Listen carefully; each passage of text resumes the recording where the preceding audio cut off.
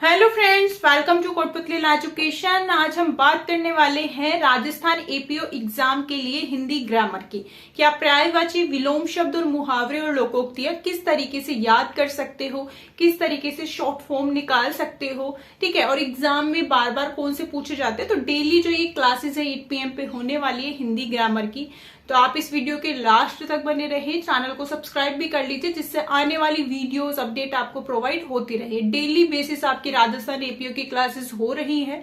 ठीक है, free online classes हैं। ठीक है, तो आप है जो ये कोर्स है फ्री में देख सकते हो, यूट्यूब पे अवेलेबल है, प्लेलिस्ट पे भी जाके देख सकते हो अभी तक जो भी क्लासेस हो चुकी हैं।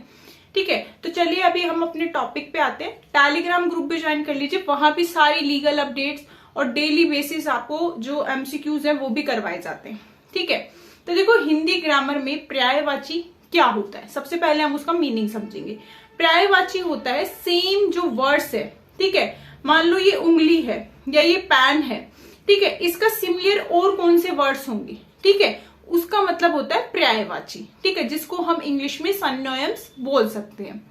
फिर आता है विलोम शब्द। विलोम शब्द होता है एक तरीके से एंटोनिम्स। इस पैन का उल्टा क्या होगा, इस उंगली का उल्टा क्या होगा। ठीक है, जैसे आप देख रहे हो बोर्ड का जो है इसका अपोजिट क्या होगा। ठीक है, तो पर्यायवाची और विलोम शब्द का मीनिंग है। विलोम शब्द को इंग्लिश में एंटोनिम्स बोलते हैं। ठीक है, फिर आते हैं मुहावरे और लोकोक्तियां। मुहावरे और लोकोक्तियां होती हैं। ठीक है, उसका मीनिंग हम नॉर्मल डेली यूजेस में भी जो हमारे घर में जैसे मम्मी है, पापा है, बड़े दादा दादी है, वो भी उनको यूज करते रहते हैं डेली। ठीक है, जैसे हमने सुना होगा बहुत बार, नाच ना आए आंगन टेढ़ा। ठीक है, आधे जल गगरी छलकत जाए। तो ये सब क्या है, मुहावरे और लोकोक्तियां ही है। ठीक है, तो चलो अभी हम पहले पर्यायवाची सीखेंगे कि पर्यायवाची को किस तरीके से याद करना है। ठीक है, तो फर्स्ट आज हम सीख रहे हैं फर्स्ट क्लास में कि किस तरीके से सीखना है। कल की हमने क्लास में देखा था कि किस तरीके से आपको हिंदी ग्रामर, इंग्लिश ग्रामर के जो टॉपिक्स हैं, ठीक है, इंग्लिश ग्रामर के नहीं बताए अभी, सिर्फ हिंदी ग्रामर के बताएं कि किस तरीके से आपको कौन से टॉपिक साथ साथ पढ़ने, कब पढ़ने हैं। ठीक है, सिलेबस क्या होगा। ठीक है, तो देखो पर्यायवाची, पर्यायवाची मतलब समान। अब देखो क्या है, जल, समुद्र, बादल।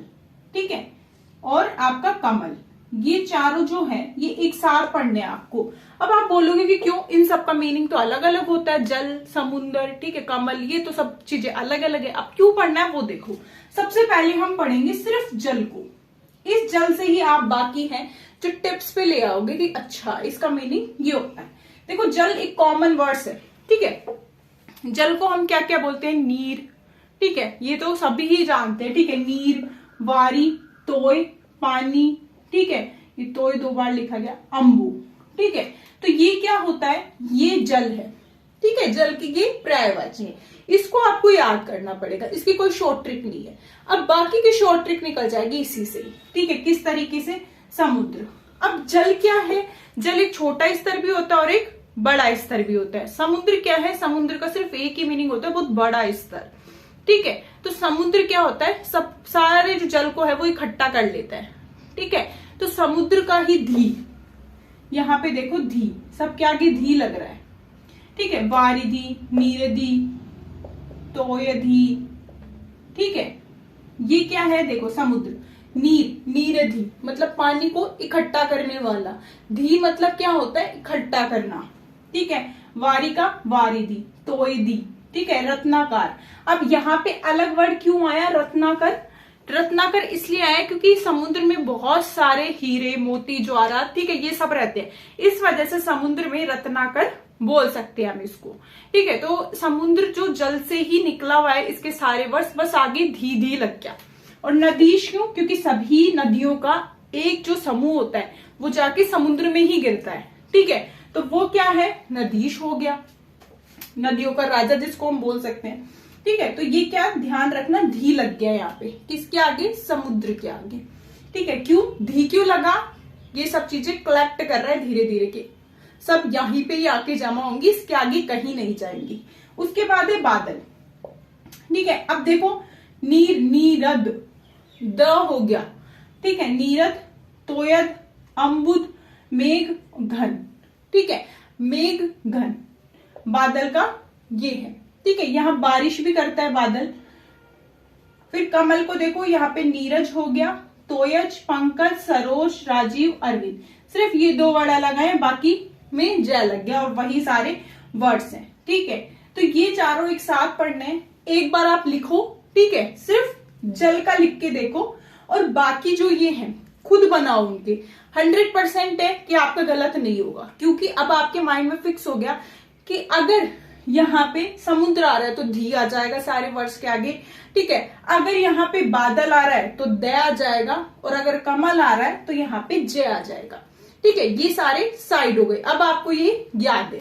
ठीक है, अगर आप ध्यान से देख रहे हो तो सारी चीजें ऑटोमेटिक माइंड में सेट हो जाएंगी। फिर आता है रात, चंद्रमा, ठीक है, और एक होता है राक्षस। ठीक है, ये जो तीनों हैं ये भी देखना एक साथ होंगे। क्यों? देखो, रात क्या होती है?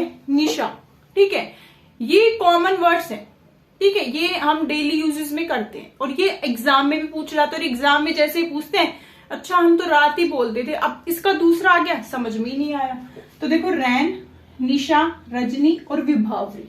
ठीक है, ये आपको याद करना है। अब चंद्रमा का देखो, चंद्रमा का क्या हुआ? चांद। ठीक है, चंद्र, ये इजी है। राकेश, रजनीश, निशाकर, शशि, मयंक और सुधांशु। ठीक है, ये है आपके चंद्रमा के। फिर है राक्षस। अब ये क्या हुआ? रजनीचर हो गया, राक्षस, निशाचर, दानव, असुर और सुरारी।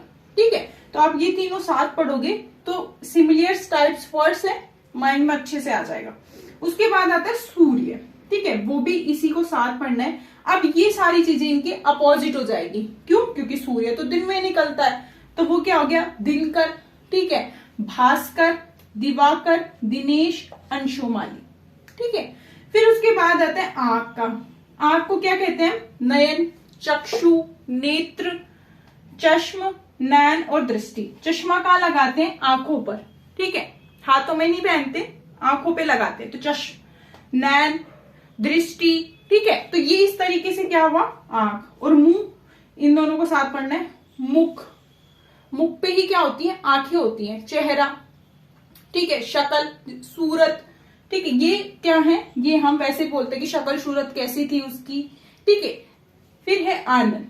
तो इस तरीके से आपको एक एक सेट बना के पर्यायवाची को पढ़ना होता है डेली बेसिस। आपको अगर क्लासेस चाहिए हिंदी की, ठीक है, तो आप कमेंट में जरूर बताएं। ठीक है, अब हम देखेंगे मुहावरे और लोकोक्ति और विलोम शब्द। विलोम शब्द क्या होता है? हर चीज का अपोजिट, उल्टा मतलब। ठीक है, अगर हम सीधा लिख रहे हैं तो इसका विलोम क्या होगा? उल्टा। ठीक है, तो देखो इस तरीके से विलोम शब्द है जो कि अर्थ का मीन्स क्या होगा? अनर्थ। ठीक है, ये तो सिंपल सी है, ए लग गया यहाँ पे। अनाहुत का मतलब आहूत। अब देखो क्या होता है, बहुत सारे स्टूडेंट्स क्या समझते हैं कि विलोम शब्द तो जैसे कि हम बचपन में पढ़ते थे सबके आगे ए लगाते थे। ठीक है, तो वो हो गया विलोम शब्द। नहीं, आप थोड़ा चेंज है। ठीक है, क्वेश्चन भी चेंज आते हैं और ये सारे वही लिखे हुए हैं जो आपके राजस्थान में जितने भी जुडिशरी एग्जाम्स होते हैं अभी तक हो चुके हैं, JLO, ठीक है, APO और RGS, ठीक है, और भी जो एग्जाम्स होते हैं जिनमें हिंदी आती है, ठीक है, तो उससे ही निकाले हुए। तो अगर डेली बेसिस क्लासेस में हम यही देखेंगे कि कितने अभी तक आ चुके हैं और इन्हीं में से सारे क्वेश्चंस आएंगे आपके। ठीक है, तो देखो अर्थ का अनर्थ, आहूत, अनाहुत मतलब बिना बुलाए आ जाना। ठीक है, तो आहूत की बुलाने से आना। फिर है अधम। ठीक है, ये क्या है? उत्तम। अधम में कुछ चीज छोड़ देना, मतलब अधम ही रख देना, मतलब बीच में काम रोक देना एक तरीके से, या फिर रुकावट होना। और यहाँ क्या है? उत्तम चीजें होना, उत्तम से कार्य होना। फिर है ऋजु, इसका होगा वक्र। फिर है कनिष्ठ। कनिष्ठ मतलब छोटा। आपने देखा होगा बहुत सारी वैकेंसीज भी आती हैं, कनिष्ठ लेखक, ठीक है, कनिष्ठ जो ये लिपिक्स वगैरह होते हैं इनकी भी आती है। तो इसमें क्या होगा? वरिष्ठ, इसका अपोजिट हो जाएगा, मतलब बड़ा। ज्येष्ठ मतलब बड़ा। ठीक है, फिर उसके बाद है खंडन। अभी किसी, जैसे आप मान लो एविडेंस पढ़ते हो, ठीक है, तो एविडेंस में क्या बताएगा? किसी चीज का खंडन कर दिया, ठीक है, साक्ष्य का खंडन करना। तो यहाँ क्या है? खंडन हो गया। अब कोई चीज जब हम खंडन कर दिए तो अगर हम उसको विलोम करेंगे तो उसका मीन्स क्या होगा? किसी चीज को बनाना, मतलब मंडन करना, किसी चीज का निर्माण करना। ठीक है, तो यहाँ क्या आएगा? मंडन और निर्माण। फिर है चेतन, तो इसका होगा अचेतन। निर्मल, निर्मल मतलब साफ सुथरा, ठीक है, मैला ना हो। और यहाँ क्या होगा अपोजिट में, मलिन, ठीक है। फिर है परितोष और इसका होगा दंड। परितोष मतलब जैसे कंपनसेशन दे के मामला ठीक है सेट कर दिया, आपको इस पे दंड नहीं मिलेगा, तो इसका अपोजिट क्या हो जाएगा, दंड। फिर इस तरीके से मुहावरे और लोकोक्तियां भी देख लेते हैं हम, किस तरीके से पढ़नी होती है आपको। देखो, अक्ल का अंधा और या फिर अक्ल का दुश्मन होना। अब मान लो जिसमें अक्ल का अंधा होना मतलब दिख ही नहीं रहा उसको अक्ल से, या फिर अक्ल ही कम है, ठीक है, अक्ल का दुश्मन है, तो क्या होगा, वो मूर्ख होगा, पागल व्यक्ति होगा, ठीक है। तो यहाँ क्या हुआ, महामूर्ख होना। फिर है कौवा चले हंस की चाल। कौवा क्या है, उड़ता है, वो तेज माना जाता है कौवा। और हंस क्या होता है, धीरे आराम से, सुंदर भी होता है, ठीक है। तो वो क्या है, वो अच्छा माना जाता है, ठीक है। तो यहाँ क्या है कि किसी बुरे व्यक्ति द्वारा अच्छे का दिखावा करना, ठीक है। अब मान लो कोई बुरा व्यक्ति है, मान लो कोई बुरा व्यक्ति है, वो आज अच्छा काम करने लग गया, तो हम क्या कहेंगे, कौवा चले हंस की चाल। फिर है कोयल की दलाली में हाथ काले, ठीक है। अब मान लो कोई काम करेंगे तो उसमें हाथ काले हो गए, तो ठीक है, हम क्या करेंगे कि बुरे काम का नतीजा बुराई होता है, ठीक है।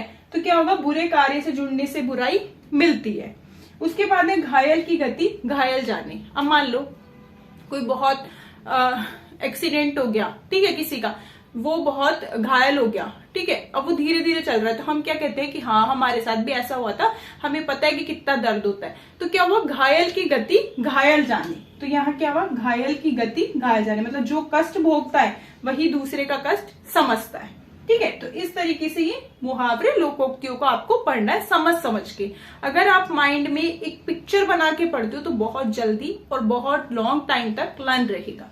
सेकेंड आता है, देखो कुछ मुहावरे देख लेते हैं, 2 मुहावरे किस तरीके से पढ़ने, ठीक है। इजी है, सिर्फ आपको क्या करना है, डेली के 10-20 करते रहने।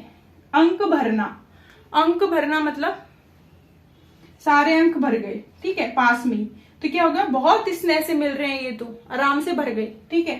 फिर है उल्टी गंगा बहाना, ये तो कॉमन वर्ड्स है, ठीक है, कि किसी कोई भी काम कर रहा है तो उसको हम क्या बोलते हैं, उल्टी गंगा बहा रहा है, मतलब रीत सीधी चल रही है, ये उल्टे काम करता है, ठीक है। तो इसको क्या बोलेंगे हम, रीत विपरीत करना या फिर उल्टे काम करना।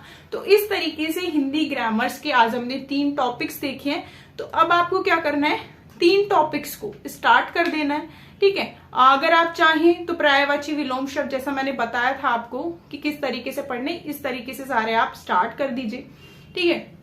आगे भी ऐसी क्लासेस आप चाहते हैं तो कमेंट में हमें जरूर बताएं, ठीक है। उसी बिहाफ हम जो भी क्लासेस चाहते हैं तो उसी बिहाफ हम जो डेली वीडियोस है, जो आपका अपडेशन टाइम है वो भी सेट कर दें, और साथ ही में आपको डेली जो वीडियोस है वो भी प्रोवाइड करवा दें।